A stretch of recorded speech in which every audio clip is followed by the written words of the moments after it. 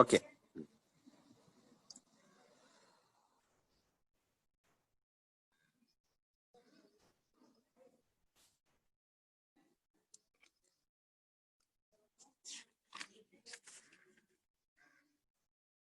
మా మొదటి లెసన్ వ్యాకరణ అంశాలు ఒకసారి చూడండి. ఇక్కడ మొదటగా कोष्टक में दी गई सूचना पढ़िए उसके अनुसार कीजिए అని ఉంది. ఇందులో తరు, గగన్, ఘన్, ఆర్ద్, కర్, చమక్, ధర్తి, మన్ ఈ శబ్దాలకు మీనింగ్స్ చెప్పమని ఇక్కడ ఉంది. తరువుక వాక్య ప్రయోగాలు చేయాల్సిన పనిలే, కనీసం మీరు పర్యాయ పదాలు నేర్చుకుంటే చాలు. తరువుక అర్థ హై పేడ్. తరు అంటే తెలుగులో చెట్టు, వృక్షము, రకరకాల మీనింగ్స్ వస్తాయి. तरु का अर्थ है पेड़, वृक्ष, पादाप ఇలా అమ్మ. తరు, పేడ్, వృక్ష, పాదాప్. టైం అయిపోతా ఉంటుంది, నాకు టైం మెయింటెనెన్స్ ఇబ్బంది అవుతా ఉంది. నెక్స్ట్ గగన్. గగన్ అంటే తెలుగులో ఆకాశం. इसके हिंदी में पर्याय शब्द है आसमान, अंबर, आकाश. गगन का पर्याय शब्द आसमान, अंबर, आकाश. అలాగే ఇంకొక పదం ఘన్. ఘన్ का अर्थ है बादल, मेघ, वारिद. घन का अर्थ है बादल, मेघ, वारिद. इस प्रकार हम दूसरे शब्दों पर जाएंगे. दूसरा सावन, सपना, सूरज ఈ పదాలకు తసం రూప్ చెప్పమని, తసం రూప్ తెలుసుకోమని ఉంది. సావన్ కా తసం రూప్ శ్రావణ్. ఇక్కడ పలకడంలో కొంచెం చూడాలి. శ్రావణ్. సప్నా కా అర్థ హై స్వప్న. సప్న అంటే కళ, స్వప్న దాని తత్సమ రూపము.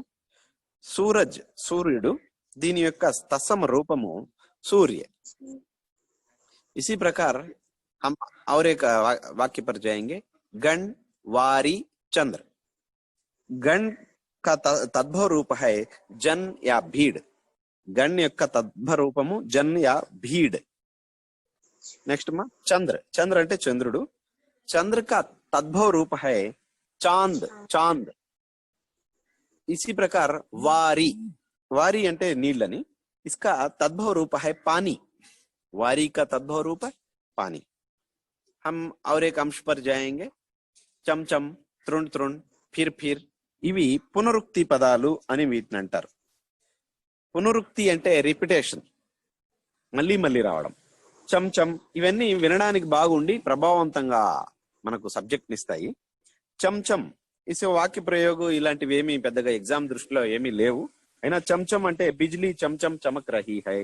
తృణ్ తృణ్ అంటే కిరణ్ తృణ్ తృణ్ కో సూంగ్ రహా హై.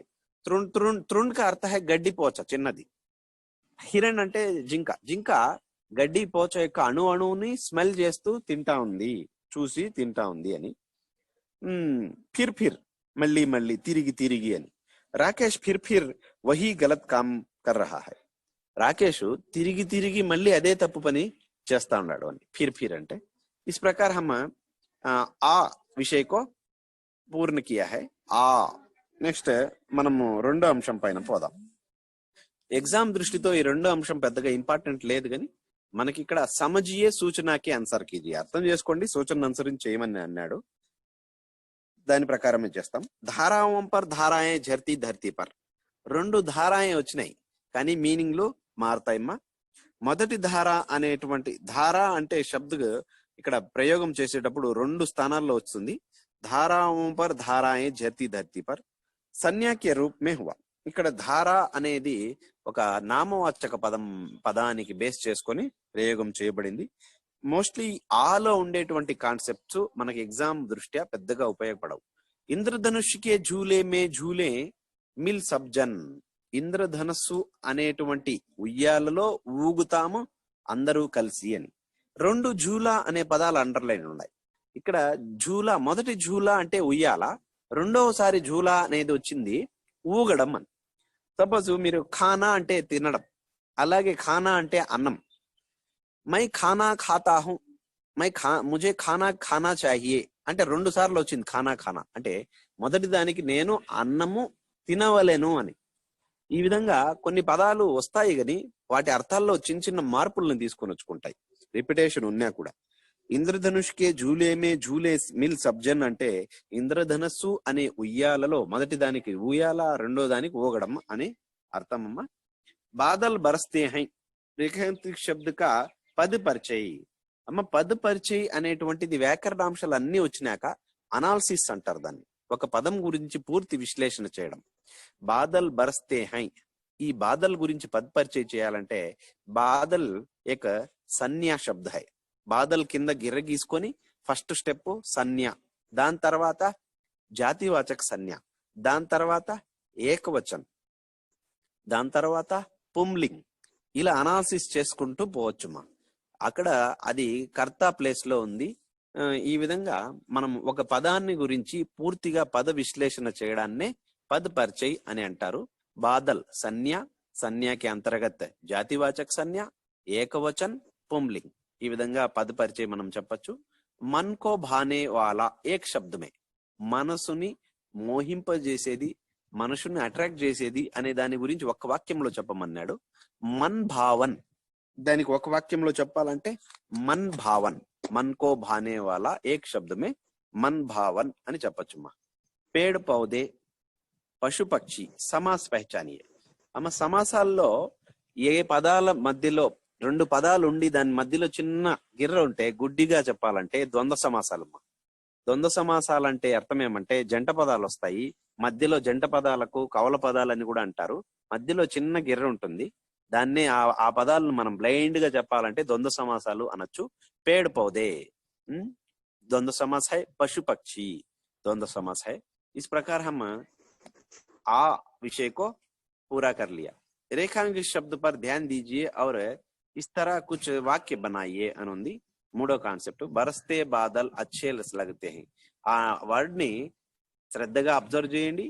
ఈ విధంగా వేరే వాక్యాలు తయారు చేయమని ఉంది మా. ఎగ్జామ్ దృష్టితో దీనికి పెద్దగా విలువ అయితే లేదు. బరస్తే బాదల్ అచ్చే లగతే హై, దీన్ని మనం ఇంకో రకంగా ఇంకో వాక్యం చెప్పాలంటే బరస్తే బాదల్ గరస్తే హై. అదే పదం వాడతాము, వేరే వాక్యం చెప్తాం. బరస్తే బాదల్ అచ్చే లగతే హై, బరస్తే బాదల్ గరజతే భీ హై. झरती झरती धाराओं सुंदर लगती है అనుంది. झरने झरझर झरते हैं అని కూడా మనం అదే వాక్యాన్ని మార్చి చెప్పచ్చు. గిరితి బూందే చంచం కర్తీ హై అని వాడి వాక్యం ఇచ్చినాడు. మనము గిరితి బూందే దేఖ్కర్ మేరా మన్ ఖుష్ హోగా అని మనం ఇంకో వాక్యాన్ని రెడీ చేయొచ్చు. బహతా పానీ శుద్ధ హోతా హై. బహతా అనే పదాన్ని అండర్లైన్ చేసినాడు కాబట్టి మనమే బహతా పానీ నిర్మల్ హోతా హై అని కూడా కొంచెం మార్చి అదే పదాన్ని వాడి చెప్పచ్చు. ఇక్కడ శుద్ధ హోతా హై, అక్కడ నిర్మల్ హోతా హై, అంతే, అర్థం సేమ్ ఉంటుంది. ఈ విధంగా మనము ఈ అనే కాన్సెప్ట్ కంప్లీట్ చేసినాం. ఈ నెక్స్ట్ కవితాకి పంక్తియా పర్ ధ్యాన్ దీజియే. కొన్ని కవితల్లోని వాక్యాలు ఇచ్చినాడు, వాటిపైన కొంచెం అటెన్షన్ ప్లే చేయమన్నాడు. దాన్ని మనం ఒకసారి చూస్తే బడితే చాంద్ కో దేక్కర్ మేరా మన్ ఖుష్ హువా. ఇక్కడ చంచం చంచం రిపీటెడ్ వర్డ్స్, ఇది ఒక అలంకారాన్ని తెచ్చి వాడడం జరిగింది. మేఘ బరస్తే హై సావన్ కే అని ఈ అక్కడ ఉండే కవిత వాక్యాలను ఇచ్చినాడు. మనం కూడా అలాగే వేరే వాక్యాలు తయారు చేయొచ్చు. బడితే చాంద్ కో దేక్కర్ మేరా మన్ ఖుష్ హువా అని, హస్తే చెహరే ఖిల్ ఉఠే అని, శాంతి ఫైలాయి గయి. ఇలా అక్కడ ఉండే వాక్యాలకు మనము అలాంటి సూటబుల్ వాక్యాలు తయారు చేయొచ్చు. ఇది ఎంత అలంకారం కోసం ఇవ్వబడింది, దాని గురించి మీరు ఆలోచించొద్దండి. మనకు రస్ చంద్ అలంకార అనేటివి ఎగ్జామ్ దృష్టిలో లేవు. ఒకవేళ వస్తే దాన్ని మేడం గారు మీకు చెప్తారమ్మా. సార్ వేరే స్లైడ్ ఏదైనా ఉంటే ప్రెజెంట్ చేయండి సార్. ఇది అయిపోయింది సార్. అయిపోయింది సార్. అదే వాళ్ళు ఎగ్జామ్ సార్ మధ్యాహ్నం చదువుకుంటారు సార్ వాళ్ళు. ఓకేలేండి సార్, అట్లయితే ఓకే 7 వరకు చాలు sir. Okay sir, okay sir, ఇది ఒక్క నిమిషం సార్.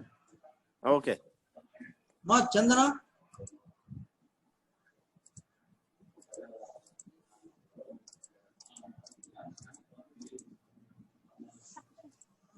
అన్మ్యూట్ చేసుకోవా సార్? సెకండ్ లెసన్ కూడా సార్. సెకండ్ లెసన్ కన్నా ఎస్ సార్ 2 లెసన్స్ చెప్తానన్నారు సార్.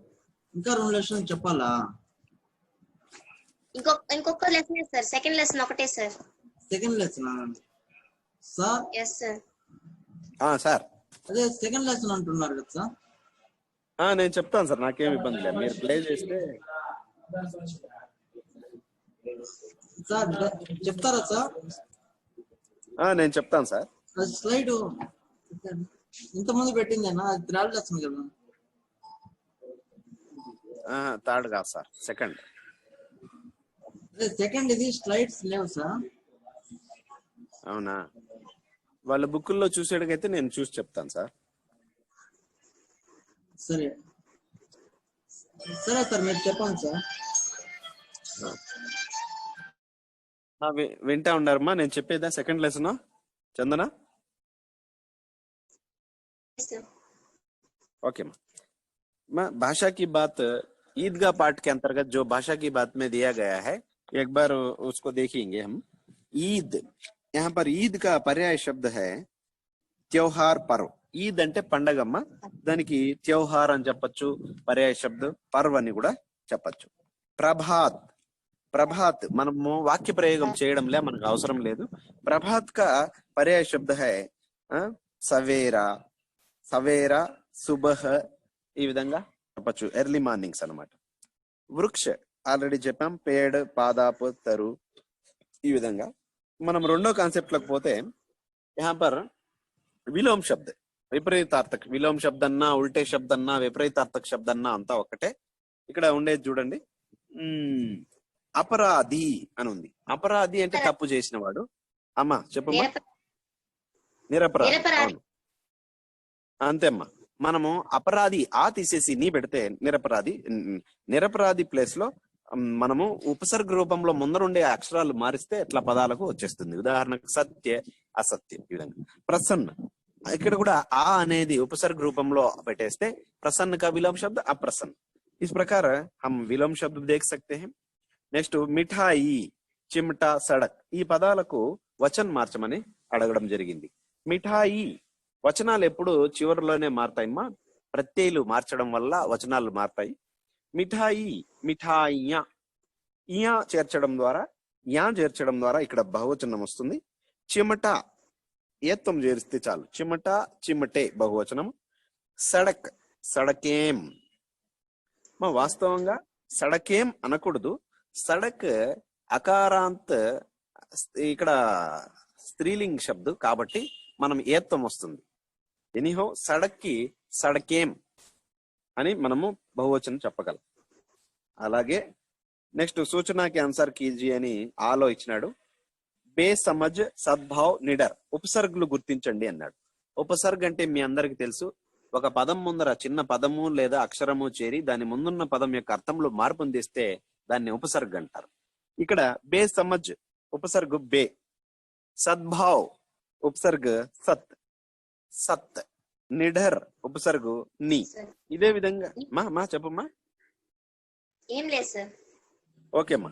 ఇలాగే ప్రత్యయ్, ప్రత్యయలో కూడా దుకాందార్, భడకీలా, గరీబీ. ప్రత్యయ్ అంటే మీ అందరికి తెలుసు, ఇంగ్లీష్ లో ఉపసర్గని ప్రిఫిక్స్ అంటారు, ప్రత్యయని సఫిక్స్ అంటారు. సఫిక్స్ మీన్స్ ఒక పదం చివరన చిన్న పదాంశము చేరి దాన్ని ముందున్న పదంలో అర్థాన్ని మార్పు తెస్తే దాన్ని ప్రత్యయ అంటారు.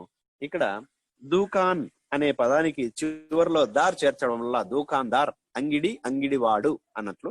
సో ఇక్కడ దార్ అనేది ప్రత్యయ్. భడకీలా, భడక్ మళ్ళీ ఈలా, సో ప్రత్యయ్ ఈలా. గరీబీ, గరీబ్ అనేది పేదవాడు పదము, ఈ అనేది ప్రత్యయ్, గరీబీ అనేది అవుతుందమ్మా. నెక్స్ట్ మనము మేడం పెట్టాను, కనబడుతుందా?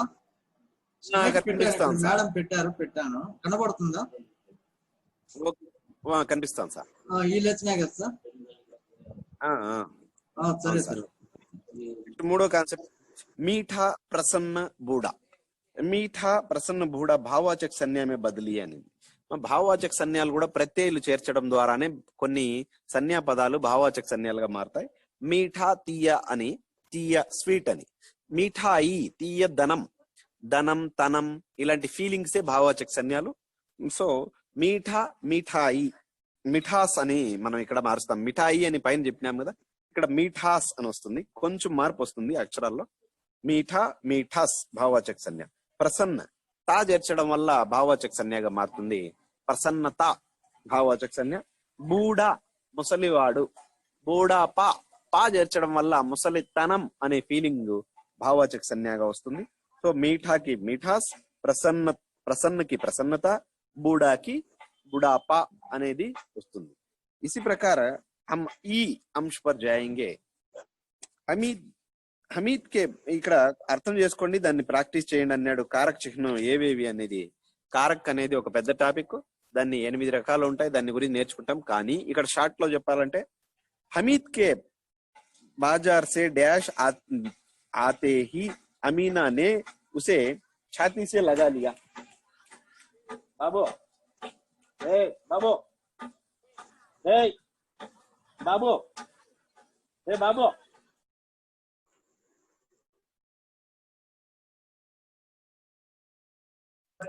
సార్ మీరు అన్మ్యూట్ చేసుకోండి సార్. సార్ మీరు అన్మ్యూట్ చేసుకోండి. ఇప్పుడు వినిపిస్తుంది కదా సార్? పడుతుంది సార్, వినపడుతుంది. के बाजार डैश आते ही अमीना ने उसे छाती डैश लगा लिया అని ఉంది. ఇక్కడ ఉచిత్ కారక్ చిహ్న से భర్తీ करना है, उस कारक का नाम भी पहचानना है. అక్కడ సూటబుల్ ప్రిపోజిషన్స్ ని మనము ఇక్కడ పెట్టాలి. విభక్తుల్ని కారక్లను పెట్టి అది ఏ కేటగిరీకి చెందింది అని చెప్పగలగ. హమీద్ కే బాజార్ డాష్ ఆతే హీ అంటే సే అనేది. ఇక్కడ సే ఏ కారక చిహ్నం అంటే అపదాన్ కారక చిహ్నం. ఈ సే ఫిలప్ చేసి అపాదాన్ అని మనం గుర్తుపట్టాలి. అమీనానే ఉసే ఛాతీ సే లగాలియా, ఇంకొకసారి సే వస్తుంది కానీ అది కరెంట్ కారక చిహ్నం. క్రియకు సహాయపడే వస్తువు ఒక చోట, అలాగే వేరు చేయబడే భావన అనేది ఒక చోట వస్తుంది. So 2 fill in the blanks లోను సేనే వస్తుంది. మొదటి సే అపాదాన్ కారక చిహ్న, రెండో సే కరెంట్ కారక చిహ్న. ఇది మా నెక్స్ట్ ఇంకొక వాక్యం ఉంది. హమీద్ నే కహా dash Ghar dash దేక్ rake Dadi నే. ఇక్కడ 2 డాష్లు ఉన్నాయి. రెండిట్లోనూ మొదటి డాష్ లో చిన్న కీ వస్తుంది, చోటీ ఈ మాత్ర కీ అని వస్తుంది. రెండో ఖాళీలో కీ అని వస్తుంది. వీటికి రెండిటికి డిఫరెన్స్ ఉమ్మా.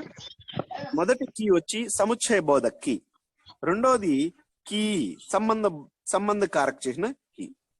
చివర మళ్ళీ కీ వస్తుంది మా కీ క్రియ అంటే హ్రస్వ కీ, దీర్ఘ ఈ మాత్రాకి కీ, ఫిర్సే బి దీర్ఘ మాత్రాకి కీ. అక్షరాల్లో మార్పు లేకపోయినా మనకు వాటి క్యారెక్టరైజేషన్స్ మారుతాయి. మొదట వచ్చేటువంటి కీ సముచ్చయ బోధక కారక కీ వ్యాకరణాంశంలో, రెండవ కీ వచ్చి సంబంధ కారక కీ, మూడో కీ వచ్చి క్రియ. అమ్మ ఈ టాపిక్ మీకు పెద్దగా ఎగ్జామ్ దృష్టిలో ఇంత ట్విస్ట్ చేసి ఇవ్వడు. సింపుల్ గా ఒక సెంటెన్స్ ఇచ్చి ఉచిత్ కారక చిహ్న సే పూర్తి కీజీ అంటారు. You don't worry about that. మీరేం దాని గురించి ఎక్కువ ఆలోచించద్దండి. మళ్ళీ మీ మేడం గారు క్లాసెస్ జరిగేటప్పుడు మీకు కంప్లీట్ గా ఇస్తారు.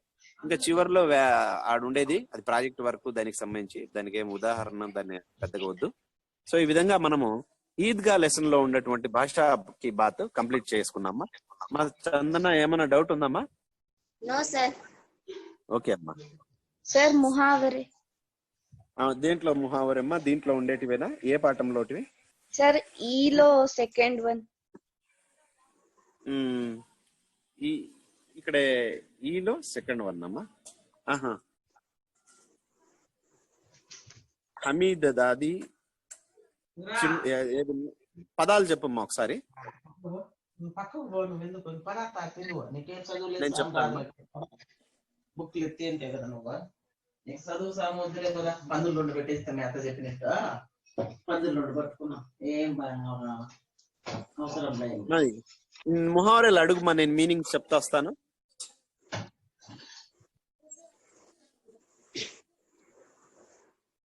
बेंट हो जाना. बेंट हो जाना. यस. हैजा का बेंट हो जाना ने.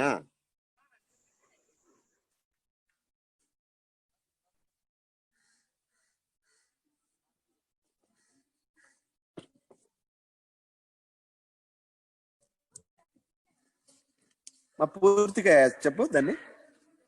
బేట్ హో జానా ఉంది సార్. హేట. हो जाना అలాగే నెక్స్ట్ చెప్పమ్మా. నెక్స్ట్ చెప్పు. వేరే ఇంకోటి చెప్పు.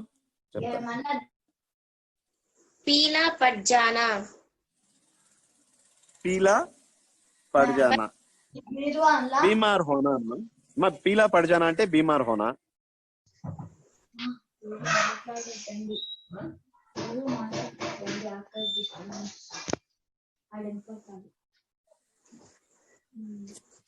दिल का चोटना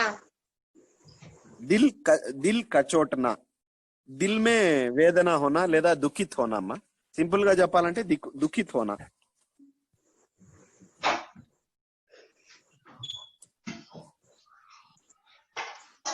खत्म हो जाना క్యా అమ్మా. खत्म కత్ హో జానా. खत्म అర్థం కాలేదమ్మా. हो जाना లేదమ్మా, స్టార్టింగ్ లో ఉండే పదం నాకు అర్థం కావడం లే. హో జానా వినిపిస్తుంది. खत्म ఖత్మ హో జానానా. ఖత్మ హో జానా పూరా హో జానా.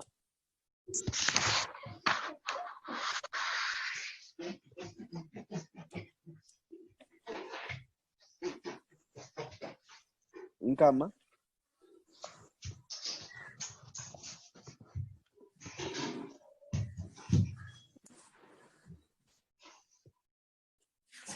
ఇంకేమైనా డౌట్స్ ఉందా? టైం అయిపోతుందా? క్లోజ్ చేస్తాను No, sir.